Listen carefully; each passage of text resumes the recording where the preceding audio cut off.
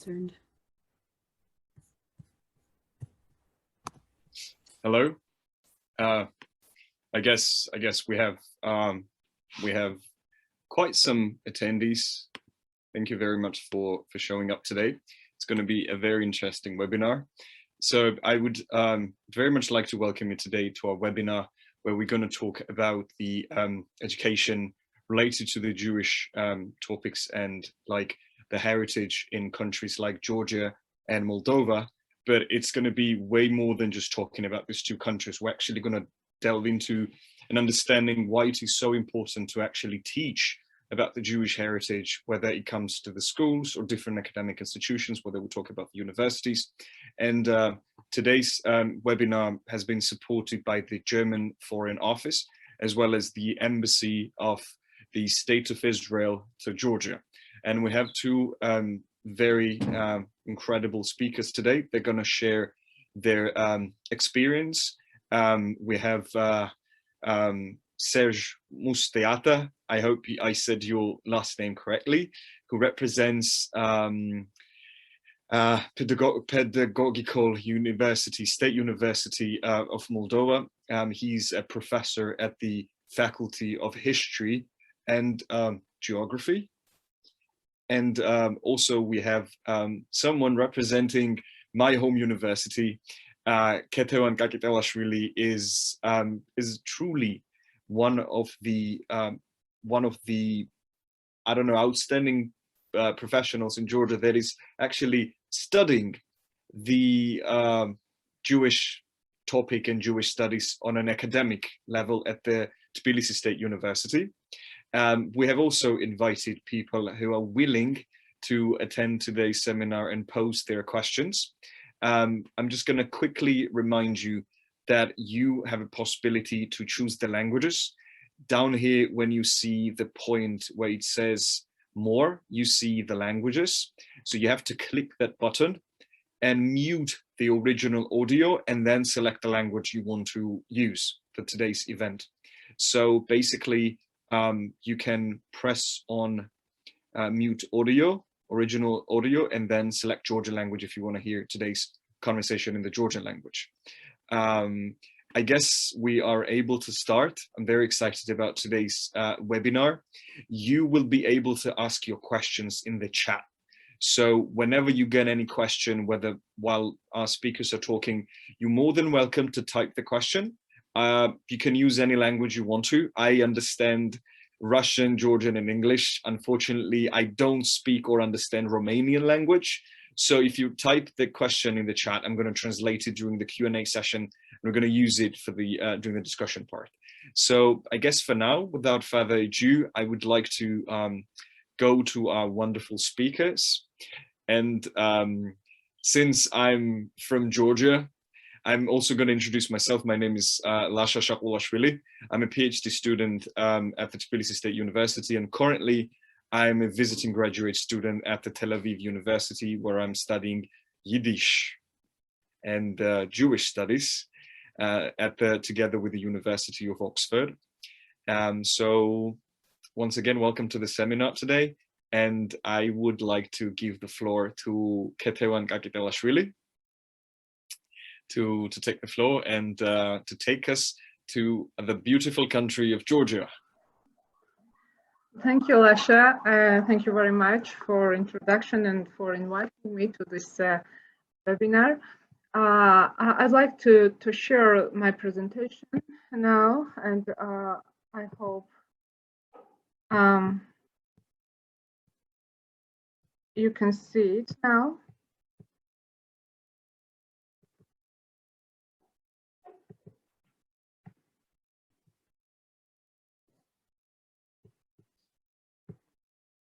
Yes, we can see. Can you see my screen now? Yes, we can see. Yes. Yeah, thank you. So I shall start by giving a broader context of representation of Jewish history in Georgia.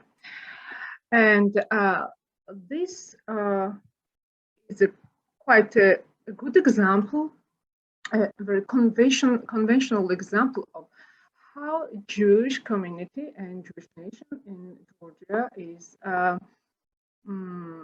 perceived.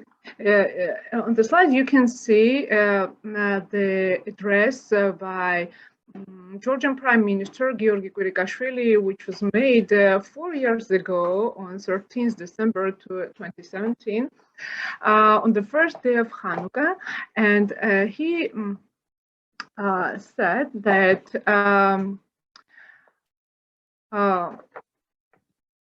sorry, something happened with my slides. His words were that I'm humbled today by the honor of addressing representatives of our dearest and oldest friend, the Jewish nation. Although this neighborhood where we have gathered today, and this speech was given in the Central Synagogue in Tbilisi, the old quarter of the city, although this neighborhood where we have gathered today brings together all traditional religions, Georgia takes special pride in our unique friendship of 26 centuries. Our brotherly nations have much in common. We share stories of Georgians fighting for Jews and the Jews living in Georgia fighting for Georgians, including the fight to preserve our religious monuments. And these stories are remembered dearly by all. These stories are enshrined in golden letters in the precious book reflecting the special friendship between our nations. And 1 year later, in 2018, tradition of the 26 centuries-long Georgian-Jewish unique relations was granted status of intangible cultural heritage monument. And in the same year, the government of Georgia issued a decree granting intangible cultural heritage monument. So this tradition of the 26 centuries-long Georgian-Jewish unique relations, a category of national importance. So one may assume that the centuries-long and rich experience of living together should be somehow reflected in the history teaching in Georgia. But before going to the details of representation of Jewish history in Georgian textbooks, I'd like to say a couple of words regarding history teaching in Georgia since 2005 and why. In April 2005, Georgia adopted a new law on education. The reform started in 2006, and reform on teaching history involved the following goals: to establish a multi-perspective approach, to present history as an interpretation, to overcome traditional national discourse, remove stereotypic attitudes and derogative expressions from the textbooks, and finally, to shape civic consciousness by including ethnic minorities in the history of Georgia and to show their involvement in political, social, and cultural processes. There was yet a problem regarding the methodology of how the roles that different ethnic groups played in the history of the country should be reflected in the textbooks. The first textbooks of national history, which presented Georgia as a multinational and multi-confessional country, were approved and published in 2008, 2007 and 2008. Despite the lack of experience and lack of the relevant material as well, it seemed to be a very promising attempt. The new textbooks presented history not as a fixed narration of the past that had been set once and forever, but rather as a science based on interpretation. Ethnic, religious, and other stereotypes were absent, and ethnic minorities were relatively widely represented. Now, more than 10 years later, there is actually no progress in the direction of integrating ethnic minorities in the history of Georgia, and I would say even contrary. You can see on the slide the textbooks which I have analyzed for today's webinar. And these textbooks were published, approved and published in 2019, 2020, and 2021 this year. These are very new books which are used in Georgian secondary schools to teach history of Georgia and the world history. So I'll go now to the examples, concrete examples, how the Jewish and in what extent the Jewish history and Georgian Jewish community is presented in these textbooks, in the context of the history of Georgia and in the context of the world history. So these topics are mixed. There are no separate textbooks for the national history and of the world history. So I will follow the context of the textbooks. And if you mention, there are 2 textbooks for each grade, sometimes even 3. For some grades, there are only 1 textbook. All of them are approved by the Ministry of Education, and the schools can choose 1 textbook from several of them, and so I went through all of them to find what is happening now in terms of integration, different ethnic and religious groups living in Georgia, and how they are represented in the history of Georgia and the world history. I hope you can see now the first mention of ancient Judea in the history textbooks for the 7th grade, and it is given in the context of in the lesson which describes the origins of Christianity and the spread of Christianity in the Roman Empire, in Byzantine and medieval Georgian kingdom of Keti. There is an explanation of what is monotheism, what is Judaism, and how Christianity is linked to all these concepts. And there are only only short explanations and descriptions for each of the concepts.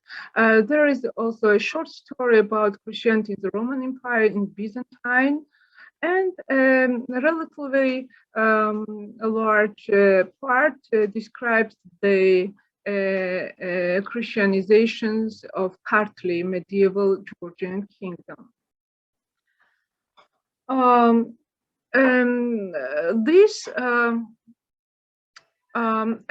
There are given a story how first Christian king of Georgia, Miriam, with the help of the Saint Nino, who was enlightener of Kartli, tried to spread the Christianity among the population of medieval Georgia. And below you can see the church, Temple of Sveti, which is the first Christian temple in Georgia, built at first in the 4th century and then rebuilt several times in medieval period. But this temple symbolizes the Georgians' Christian heritage. So this is the cathedral and spiritual center for Georgian Christianity, Orthodox Christianity, for many centuries since 4th century, when Georgia was Christianized. But what is very strange and interesting, maybe there is no mention of medieval Georgian sources, very important sources, which are Kartli's History of Kartli. The main historical narrative source of medieval Georgian history, which describes how St. Nino was supported by local Jewish community in Tbilisi to fulfill her mission and to Christianize the King of Georgia and Georgian people. The same topic in another textbook, the same topic of Christianization of Kartli is more or less fully describe these processes, but there are very short descriptions of Judea and as a part of the Roman Empire. There are very little information about the Judaism, and then the narration goes to the conversion of Kartli, and you can see the icon of Saint Nino, enlightener of Kartli. But there are a couple of words about the Jewish community which helped Saint Nino to establish in Georgia, and with the help of which Nino was presented to the King Miriam of Kartli. I'd like to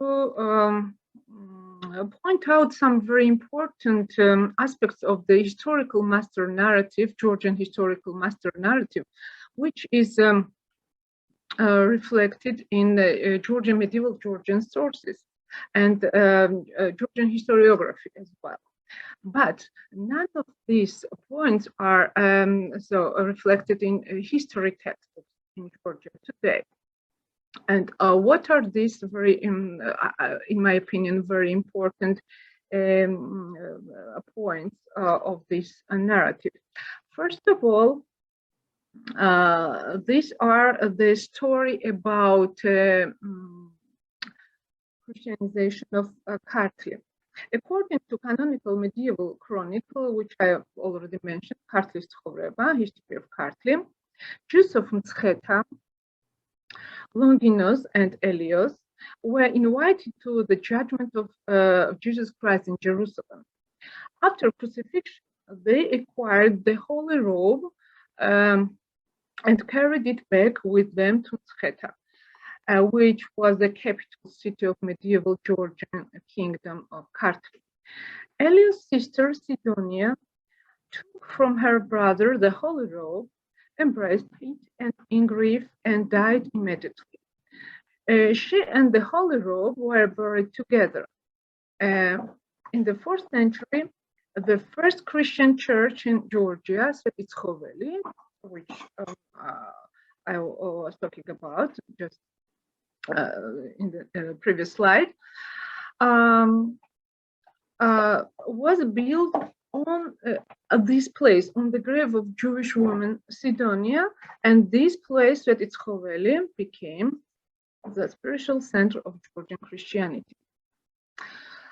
But this is very important link, which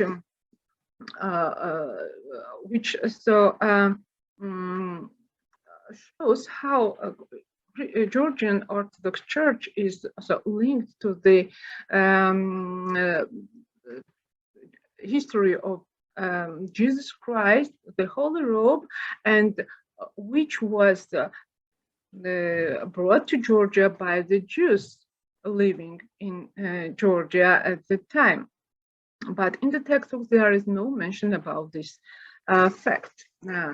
Another very important fact is that to legitimize power of the royal dynasty of Bagrationi, one of the medieval chronicles of the 11th century claimed of the biblical descent of the Bagrationi family, which ruled Georgia for almost 10 centuries, until the beginning of the 19th century. So this chronicle linked dynasty of Bagrationi to the biblical King David. you can see the 18th century's banner painting from the banner of Georgian king Vakhtang, king of Kartli, which depicts the King David, and this symbols around on this banner shows that. Keti, yes. Excuse me for interrupting. Could you please check if the slides are actually moving? What do you see right now? I see slide number 5. Are we supposed to be on slide number 5? No.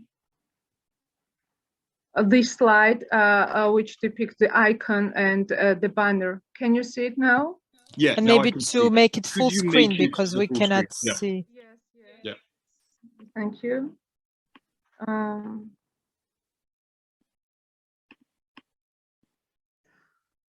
Yeah.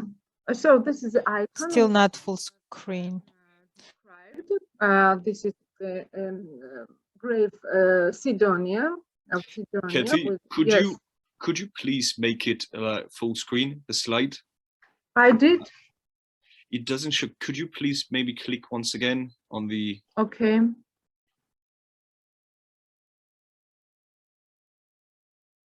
Now? Does it work? No? No. Maybe F5, because F5 is the one. She cannot hear me, so can you repeat, Lasha? Yeah. Could you please press F5? F5. I do exactly. Oops. It doesn't work by F5, but I will close everything which might interrupt this. I'm sorry. But it doesn't work by F5. I'm pressing the button,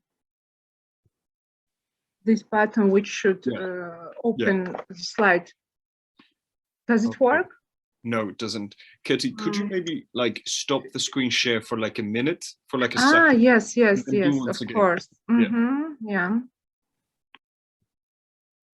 It should help.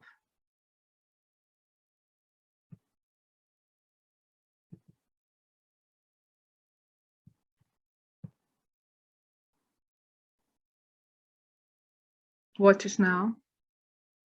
No, it doesn't do. I guess we can continue. No problem. I guess we can continue. But you cannot see my slides, yeah? We see the slide. We see the slide. We see the King David of Israel. Yeah. Yeah, we see that. And now I change the slide. Can you see the change? Different slide? No, we don't see. Can you press on the slide itself, the slide number 8? Yeah, now we see it. Now we see it. Now? Okay. Yeah, now we do. Okay. So I'll continue, yeah? Not while at the time. Okay. And so all these topics which were very important and still are very important in historical master narrative are not presented in the textbooks. None of them talk about these very important points of from the Georgian history where Jewish involvement are very have a special importance. Then we jump directly to the 19th century, after 4th century.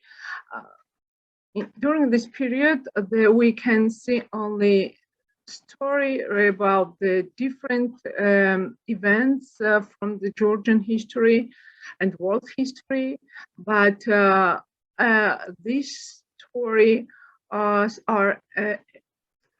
empty for any mention of other national groups which might be involved in these events. And we can see the lesson about describing Tbilisi of the 19th century And only here we can read the text very similar to the Soviet-style textbooks, just giving the description how diverse, ethnically and religiously diverse the Georgian capital was at the time. But what is very important, and I like to give this example and share my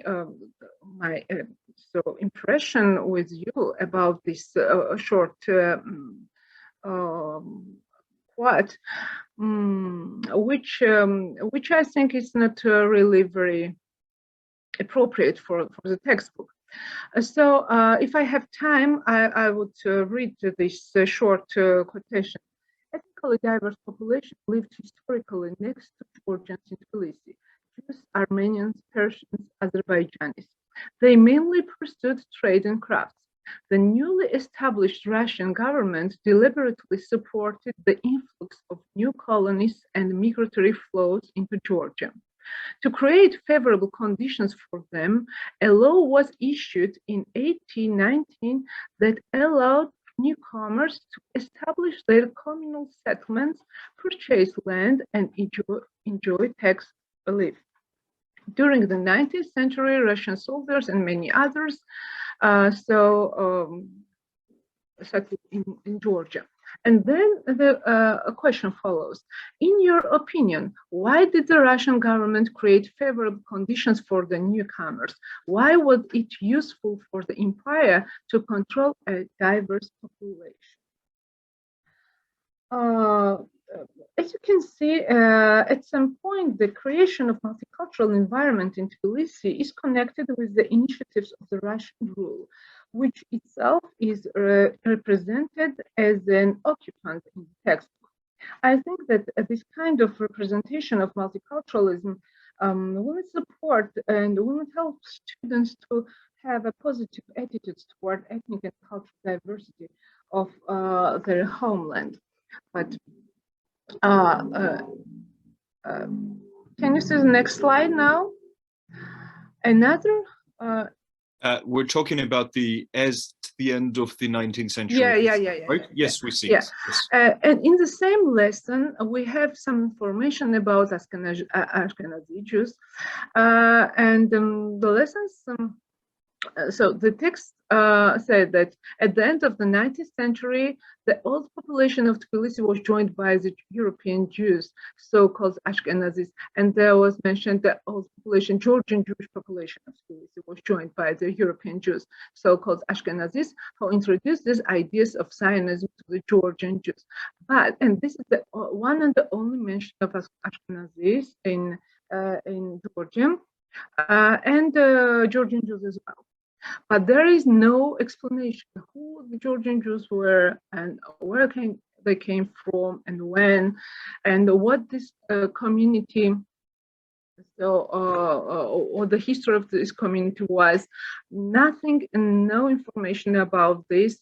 These are only just a couple of words, a couple of sentences about the Georgian Jews and Ashkenazim who happened to live in Tbilisi from the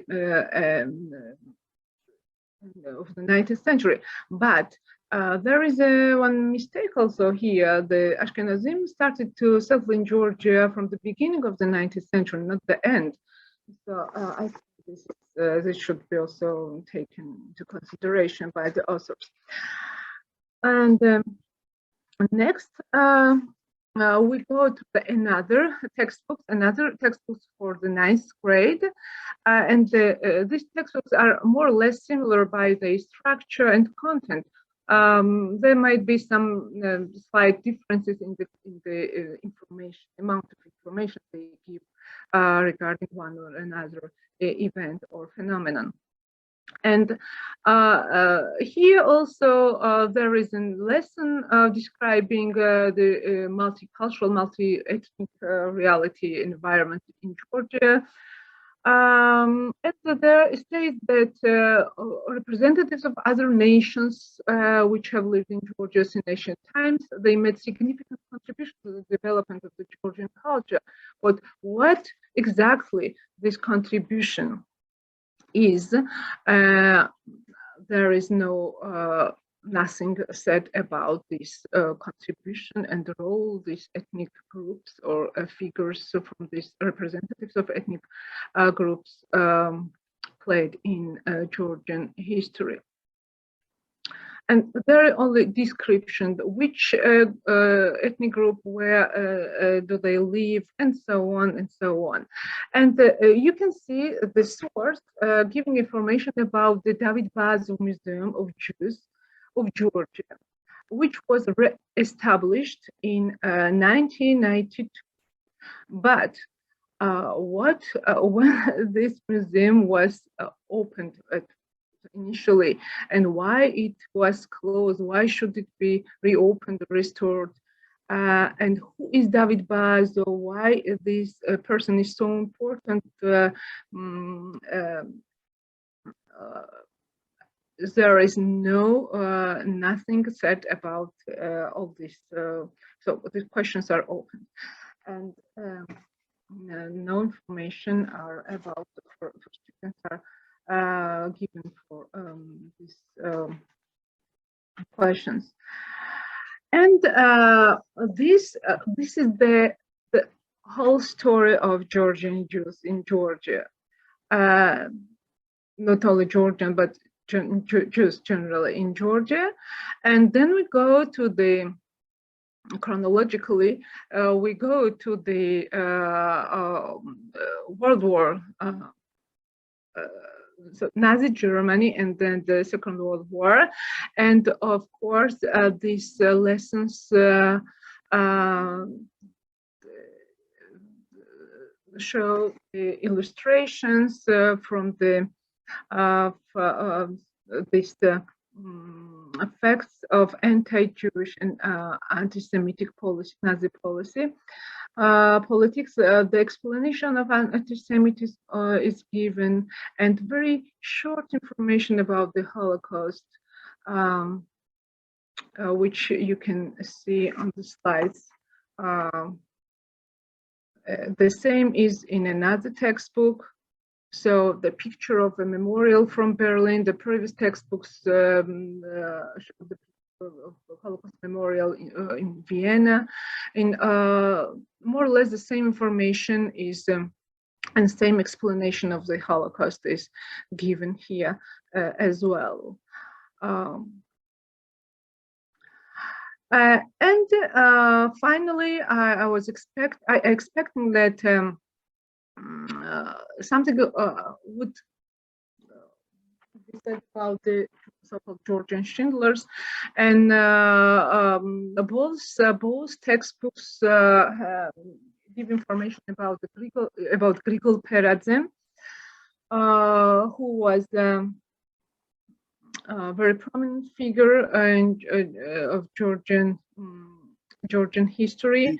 Could you yes. press on the slide of Peradze and Kakitelashvili? The slide This itself. is Peradze. This is yes. Peradze. Okay, now we see. Yeah. Yes, and both textbooks give a very short information about Peradze and how he helped Jews in Warsaw, and how he sacrificed himself in Auschwitz base camp. And the last slide, which I want to show you, this is slide, and I hope you can see it. The Kakitelashvili and Kulashvili. It was a big surprise for me not to find them in textbooks. The whole history about the Democratic Republic of Georgia is given in the textbooks without mentioning Kulashvili, who was a very important Georgian Jewish statesman, He was a member of a constituent assembly and one of the most outstanding representatives of Georgian Jewish community. He was born in Kutaisi into the family of well-known merchant and philanthropist Aaron Kakitelashvili. And during the very short period of Georgian Democratic Republic, Kakitelashvili worked as a member of the financial, budgetary, and labor committees. In 1990, he was appointed as a representative of trade affairs of Georgia in Europe and worked as an economic agent in the Netherlands and France. In the following years, he was a vice minister of finance, industry, and trade. In 1920, during the visit of the leaders of the Second Socialist International to Georgia, he accompanied Kautsky, MacDonald, Snowden, and others in the journey.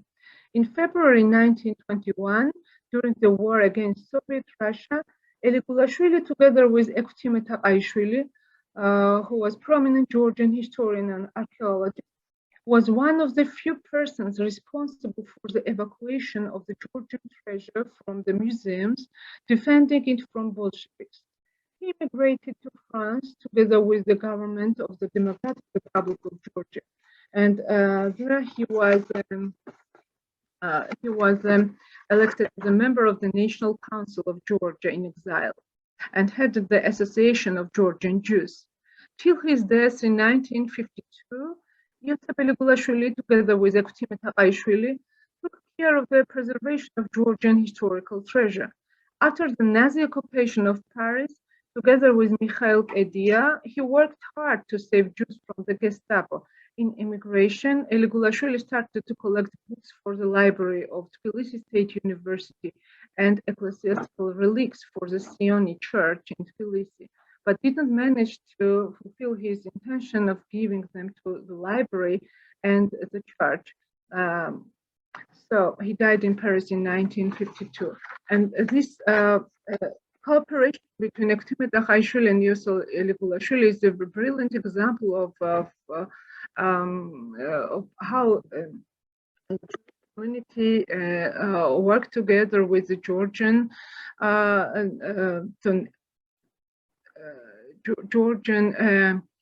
government, and not only government,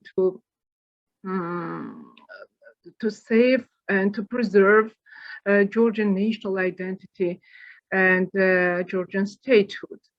But it was very surprising, to find not only Yosef Kakitelashvili in the textbook, but Eftime Taqaishvili as well.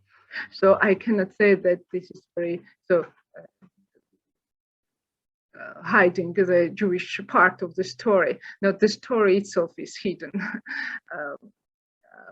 from the text. So this is very shortly what I would like to. I wanted to say to you and share what I find as a Georgian textbooks of the history of Georgia and the world history.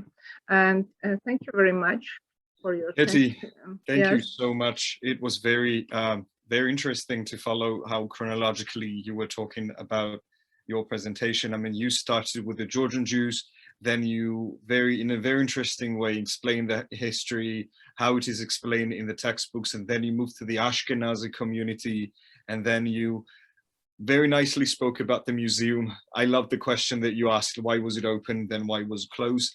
And then I love the fact that you brought the information that is available in textbooks when it comes basically to the Second World War. And you also spoke about how anti-Semitism is taught. And you emphasized something very crucial. While they do teach something about anti-Semitism, there is very little mention of the Holocaust, as you just said. Like, they teach very little about the Holocaust. I think we can leave this to the final stage of our discussion when we move to the Q&A, and we can elaborate. But Keti, thank you very much for your presentation. Thank you. As a Georgian, I loved it. I think everybody else enjoyed it. And so now I would like to give the floor to Sergiu, and just once again repeat that he represents Creangă State Pedagogical University. So we will now go to Sergiu and listen to his presentation. and then we have questions and answers. And I would like to encourage everyone to use this time to write your questions in the chat so I can translate them and prepare them for our speakers. Serge, you may take the floor. Dear colleagues and friends, thank you so much for inviting me for this online workshop, which is a great pleasure to see all of you and to discuss about common history, about common past, and of course about the future, how to teach or how to improve the history education in a way to understand each other better and of course to learn from the past. So concerning the Jewish history as part of our national history, it's I think it's a big issue and it's problematic issue because we started to talk about the Jewish history just a few years ago. And from the beginning, I will try to explain the evolution or development of the history teaching in Moldova after obtaining or declaration of our independence. Because it's in Moldova, teaching history and history education is a very sensitive issue. Not just how to teach and what to teach, but also how to call the national history curricula and the textbooks. So that's why I think since 1991, we started our independence with a question about the history, about the past.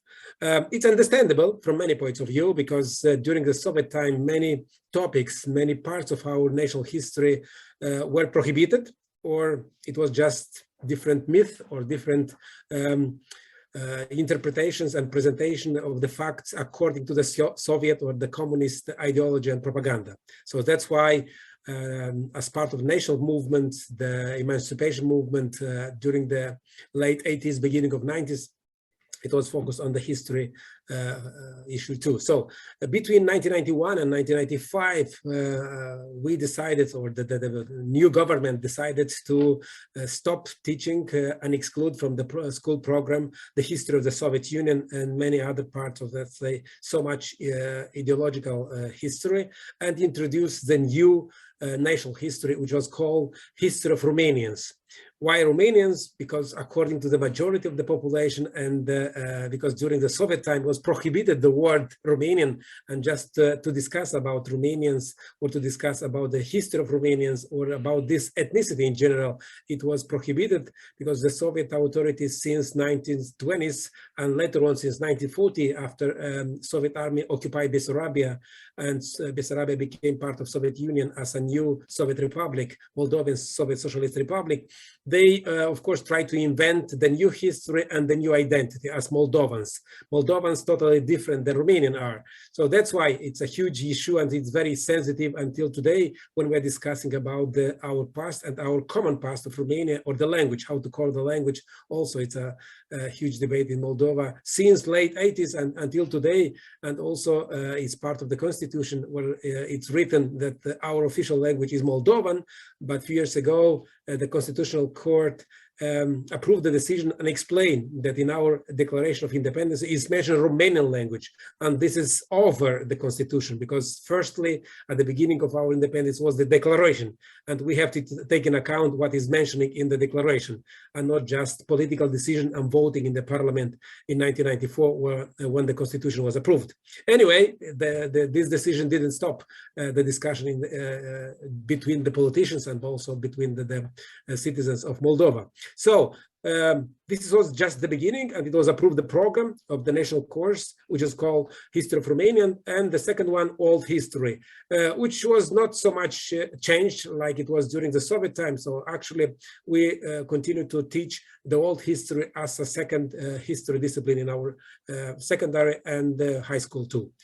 But at the beginning of independence, of course, started the process of reformation in general, the education system, including history teaching, and it was a huge World Bank program to support education reform, including the process of preparing curriculum, the national curricula, including all parts of curriculum, history too. So it was a debated issue, and it was through different schools, and actually all country or teachers from all country participated in this process. Anyway, they didn't touch the name, the title of the course. They discussed just about the content and which kind of, let's say, the history education goal and objective should be written in the official document. But in 1995, the government tried to change the name of the history of Romanians to the history of Moldova or Moldovan history. And this is actually, it was a huge provocation because a mass protest started in Chisinau, and it was during all spring, so March, April, until May. Most of the universities stopped the teaching process, and many high school teachers and students participated in this protest against this decision. Finally, it was established the moratorium, and we continue to implement the reform. And since 1995 officially, so actually started the new curriculum approved in 1998 and 2000 for secondary school and for high school. And they maintained the title History of Romanians as a national history and the world history as world history, of course. But in 2001, when the Communist Party won the elections and majority, they obtained the majority in the parliament and they formed the government, of course, they came back to the issue about the language and about the history. And in February 2001, actually, they won the election, and during the year, they just take the power. But 1 year later, they started to discuss, actually the government decided to change the name of the discipline again, the history of Moldova, and the new wave of movements, a new wave of protests started in Chisinau. It was actually the full year. But anyway, communist government didn't change the decision. They stopped to implement, but they tried to invite experts from abroad, from the Council of Europe. They asked the support of the Council of Europe, and colleagues from Euroclio came to Moldova, tried to convince historians to not be so prompt on the title of the discipline. It's more important what we have as a content part, and also what we are teaching and how good the textbooks are. Anyway, the government approved the new curriculum, which was called just history, so-called integrated history. The concept itself is not so bad, but because it was it was supported by the Communist Party, actually the biggest part of society didn't accept the idea of integrated history. Again, the protest happened in Chisinau in 2005, in 2006, when it was officially approved, the new curriculum, and they wrote the textbooks and disseminate the new textbooks in school. But not so many teachers use these textbooks because a lot of them have been, many mistakes, but also too much politicized. And then after the communist government collapsed in 2009, the new democratic or liberal democratic government take the power. They also came back to the issue of history and tried to use the opportunity of this intention to improve the curriculum, not just history curriculum, but the national curriculum. And the process itself, it was called modernization, let's say, of the curriculum. We participated because as an association of historians, we have been involved in these debates, and also we tried to participate and to lobby our opinion. Anyway, we suggested to maintain in 2010 the title history, but to improve the content and to try to diversify and to have a multi-perspectival approach to the past. Anyway, a part of our colleagues from the Academy of Science, from the Institute of History, and also from different other associations didn't accept the idea that we have to maintain the title history, and they insisted to return or to take back the title of the history, national history, history of Romanians. And in 2012, actually the former minister, at that time Minister of Education, changed just the title. So the content remained the same, but they changed just the title.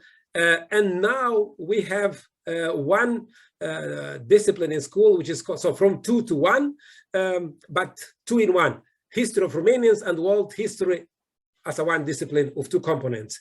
In 2019, it was a new, let's say, reforming of the curriculum, including history, and they just maintained the title and change a little bit the content, and maybe change a little bit the objectives of the history education in school.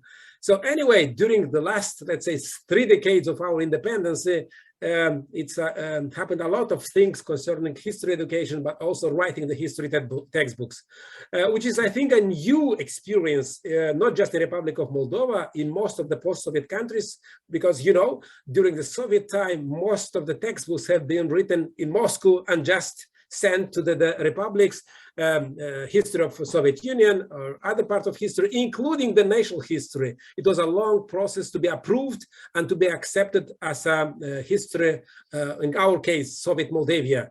And the national history had been started to be taught in school just late 1960s. So just during the Brezhnev, or since Brezhnev era, they accepted the idea to teach in school the national history too, among history of Soviet Union and world history. So that's why to write a textbook is not so easy. You have to have experience, you have to know exactly the realities and needs in school.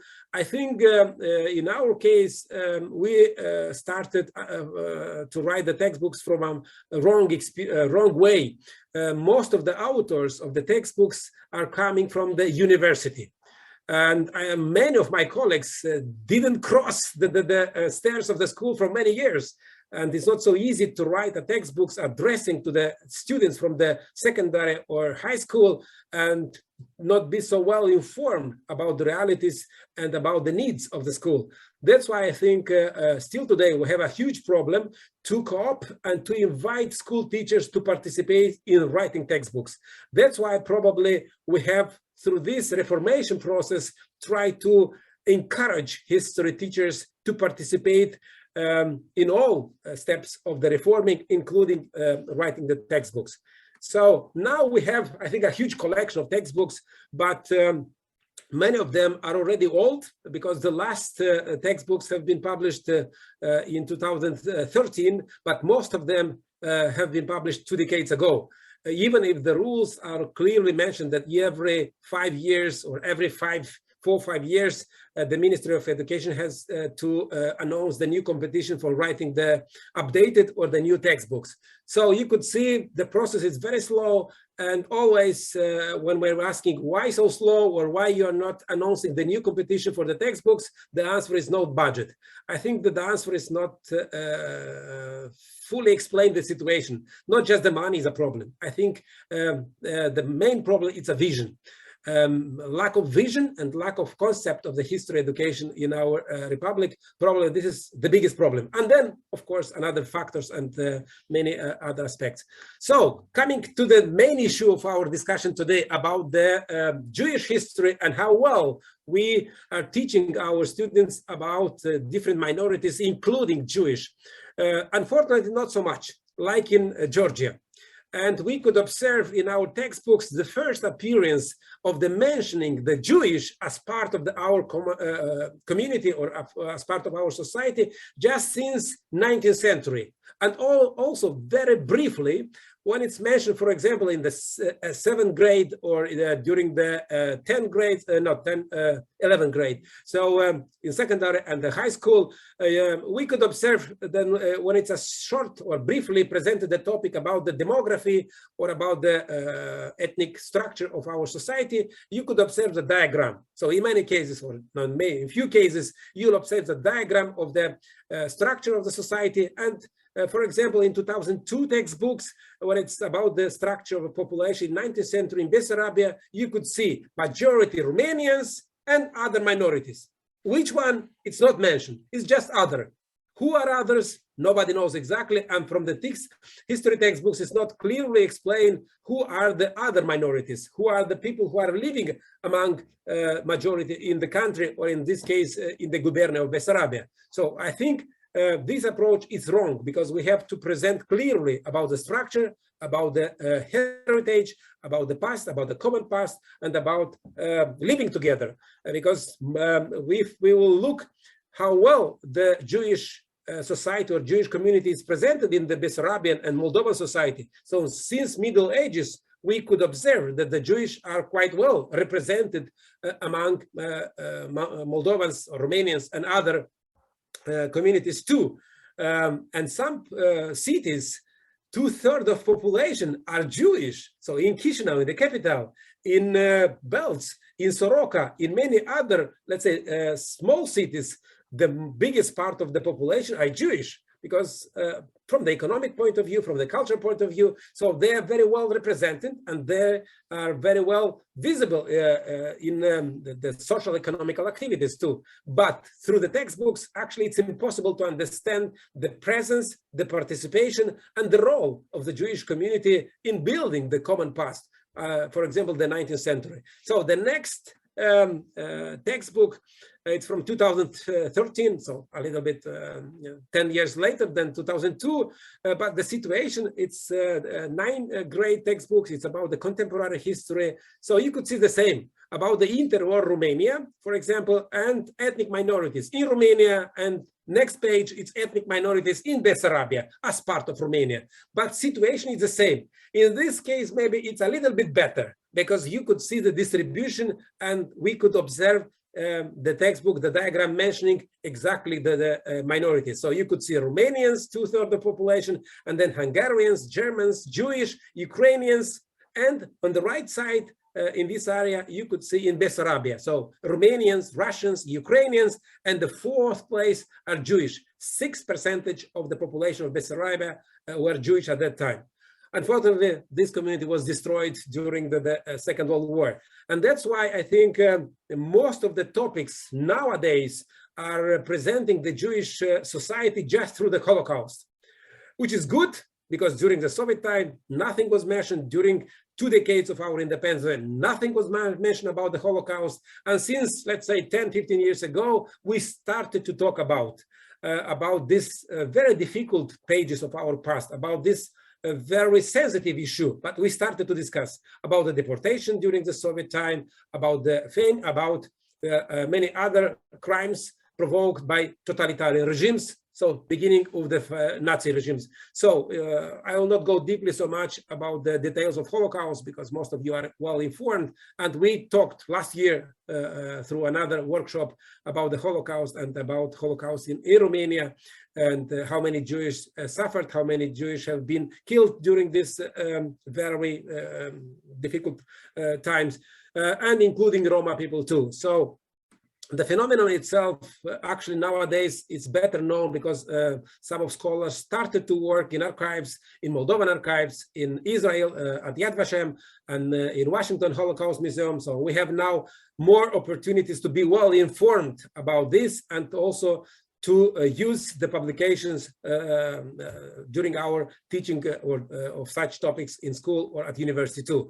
And for example, my colleague Diana Dumitru has a special course for students about the Holocaust, and presenting not just historical facts, but also paying attention how to teach these sensitive issues in school. So if we look to through the textbooks, how Holocaust started to be presented in our textbooks, as I mentioned, as a recent initiative, probably because of the, let's say, diplomatic relation between Moldova and Israel, but also active participation or different projects through Yad Vashem and Jewish community in Moldova. So I think through this couple of initiatives, we started to pay attention to this issue, and also we started to train our teachers how to teach. And we could observe since 2006 and then 2009 and 2013, authors and the publishing houses introduced small parts or small portion of information about Holocaust in Romania and how to teach. So, for example, in 2006, it was published the textbooks for the 9th grade about the contemporary history, 20th century history, and it was included the topic, the theme number 7, Holocaust on the territory of Moldova occupied by fascists. So the textbooks itself, it was very much criticized because a lot of mistakes and wrong things, but this issue, the group of authors pay attention to the Holocaust, and they included a special theme dedicated, which was not before. So actually 2006 is a step forward, one full theme, it was dedicated to the Holocaust. But some aspects or some subtopics. I think it's two pretensions presented in this topic. For example, mass extermination of Moldovan citizens of Jewish nationality. So of course it was mass extermination, it was mass deportation, it was mass killing of the Jewish. But at that time they were not Moldovan citizens; they were more Romanian citizens, because at that time Bessarabia was part of Romania. So such approach, I think, it's a little bit incorrectly, and it should be improved. And then who is responsible for genocide and so on? Actually, not so bad approach to this issue. I think the most problematic part, it was how the tasks have been formulated. For example, based on the above material and memories of your grandparents, write an essay on the topic. I think it's not so easy for students nowadays to ask grandfather about the Holocaust and to write an essay, because not so many are well informed about Holocaust. Most of the grandparents already passed away. So we also have to be very careful when we are trying to prepare the task and address the tasks for our kids to do a homework or to work individually for such sensitive issues. And also a question, for example, meditate. It is possible now or in the future to repeat the Holocaust against the people of the world. I think also it's a strange encouraged to meditate about.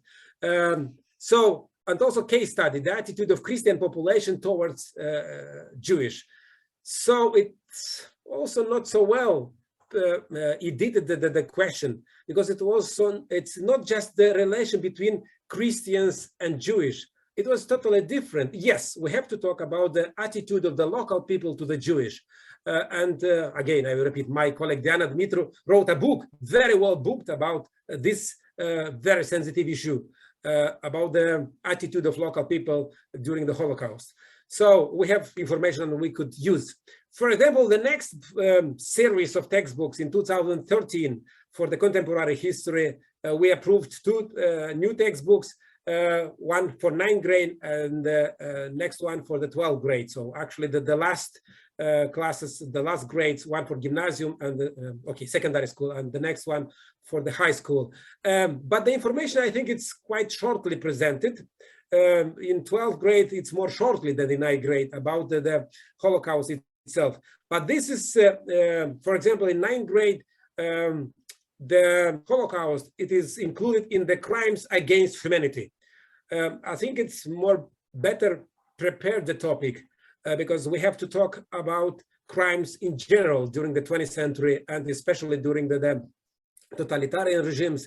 And you could observe through this very brief information presentation about the NKVD policy during the Soviet Union against Moldovans or against Soviet Moldavia. And then, of course, we could observe about the Holocaust too, and also the presentation of the facts and the topic number 16, it's about Romania, Bessarabia, and Transnistria during the interwar period. And also you will observe in a brief way, but quite clearly explain the politics towards Jewish, and also the Iași pogrom in 1941, who provoked a lot of victims, and how it's happened. I think it's also very important to mention, and also deportation of Roma as part of the same phenomenon, and the final report of the International Commission for Study of the Holocaust in Romania, so-called Wiesel Commission, which is very good because the report itself, it was published, it's accessible online, and I think it's very important source of information, but also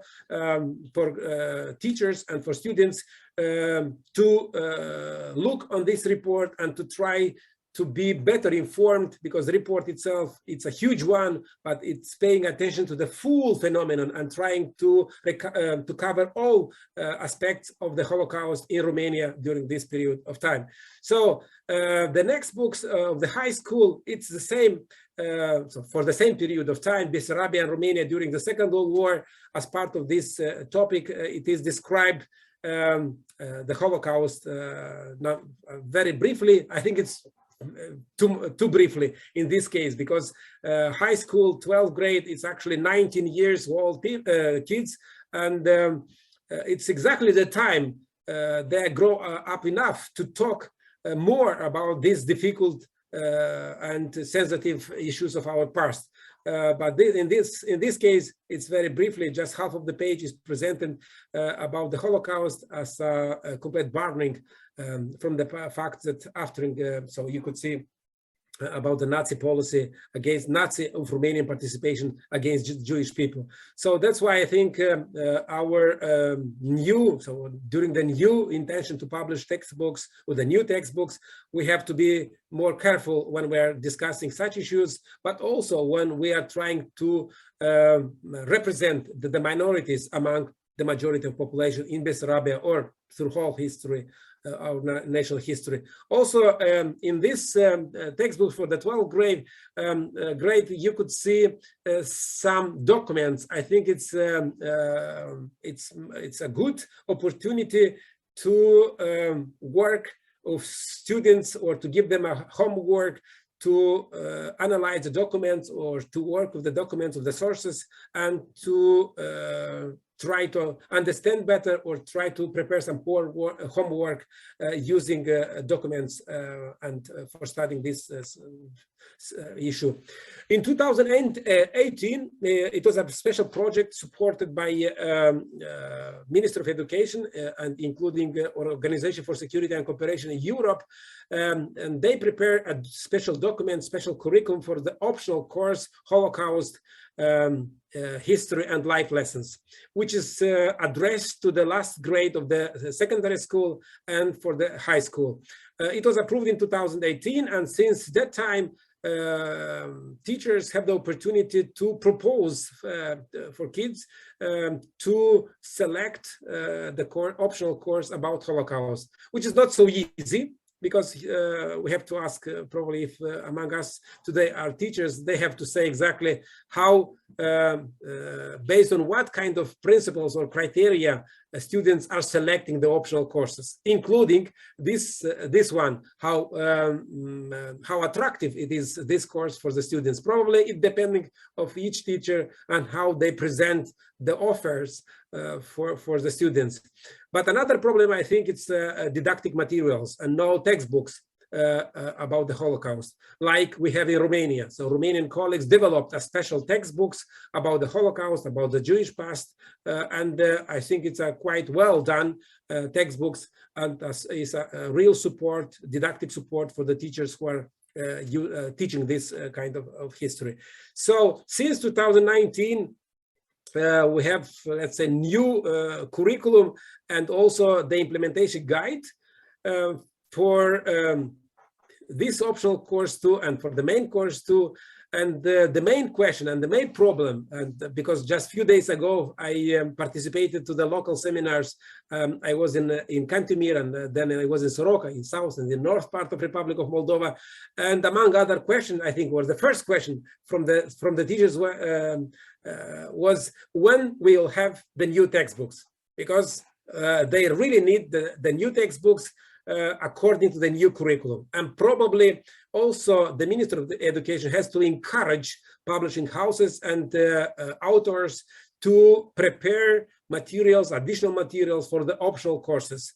And if they will do, probably the optional courses, including the course dedicated to Holocaust, will be more attractive, and the students will select and will be much involved or more involved in learning about other parts of history than the main courses. So we hope that in the near future we will have better books, and of course we will cover more topics concerning the minorities. So it's impossible to write history to satisfy everyone, and also it's not so easy to have ideal textbooks. Actually, it's impossible. But to try to improve and the next generation of textbooks to be better than previous one, of course, it should be a logic of the developments. So to reflect the Jewish history during all historic periods and from many perspectives, I think should be the main task and the main objective of the new initiative to publish textbooks. So otherwise, we have the risk. I'm using quite often this this curtain, but I think it's very actual. If we will not improve the textbooks, always students will ask us, should we answer according to the textbooks or according to the realities? Because now they have enough, or they have a very large opportunity to be informed through the internet, through the many other sources. But anyway, we have to guide them correctly to choose the information and try to develop the critical approach to the past. So thank you so much. And of course, I'm open for the questions. Serge, thank you so much for this presentation, especially for the last slide. I did write down some of the things from your speech. Especially, it's so interesting that it's exactly the same, that everything was written down in Moscow, then it was sent to Tbilisi, as you explained, that everything then was sent to basically to Moldova, the way it was taught. And also, like, it was very interesting how you explained the situation between like this tensions about like Moldova and Romania, how this was like developing. And we do have some questions. We only can take one question because of the time limit. But as you said in one of your slides about a couple of cities which had like major population from the Jewish ancestry, one of the questions is actually related to that topic. So, so this one question will be for both, and we have like a minute just to quickly say yes, no. So Alexander is asking, when you teach Holocaust in Georgia, do you teach Holocaust without finding the one to blame on? Do you just teach it without like blaming it on anyone? And do we only teach Holocaust in Georgia related to the Jews? I mean, do we exclude other groups? I guess this is what Alexander is asking. The same question to Serge, but also it's slightly different.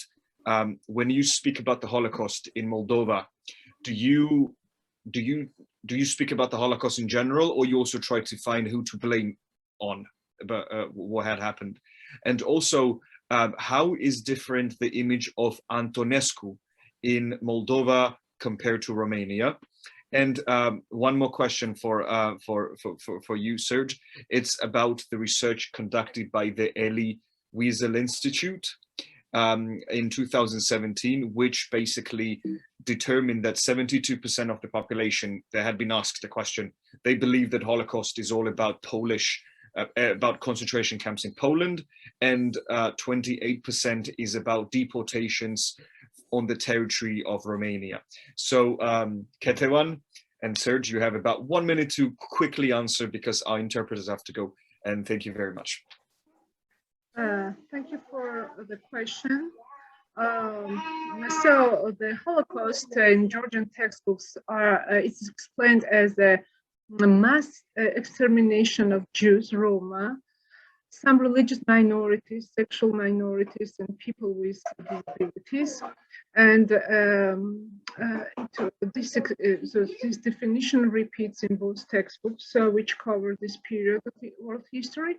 And as for who is behind the Holocaust? So the textbooks which cover the post-war period also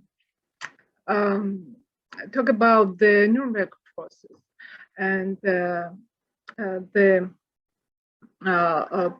so Nazi Germany is perceived and represented as the main